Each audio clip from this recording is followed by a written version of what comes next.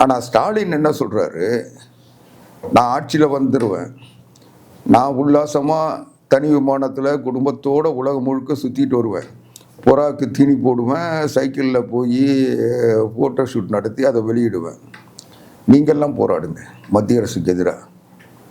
எதுக்கு போராடணும்? உனக்கு ஓட்டு போட்ட பாவத்துக்கு மக்கள் போராடணுமா?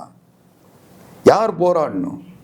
இதையெல்லாம் மக்களுடைய தேவைகளை, மக்களுடைய பாதிப்புகளை அரசாங்கம் செய்யணும். செய்யலைன்னா நாடாளுமன்ற உறுப்பினர்கள் விட்டு மத்திய அரசோட போராடணும், போராடி வாங்கிட்டு வந்து தரணும்.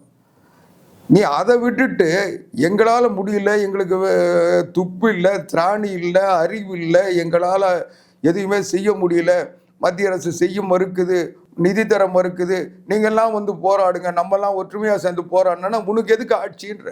உன்னை முதலமைச்சர் ஆக்கி விட்டு நீ சுகபோகத்தில் இருப்ப, ஃபோட்டோ ஷூட் நடத்திட்டு இருப்ப, டெய்லி மீம்ஸ் போட்டுக்கிட்டு இருப்ப, மிஞ்சி போனால் உலகம் முழுவதும் சுற்றுப்பயணம் போயிட்டு நீ ஒரு பக்கம் சுற்றிட்டு இருப்போம், உன் பையன் ஒரு பக்கம் சுற்றிட்டு இருப்பான். அவன் நினச்சான்னா மவுண்ட் ரோட்டில் கார் ரேஸ் நடத்துவான். இதுக்கு அரசு பணத்தை செலவழிப்பீங்க.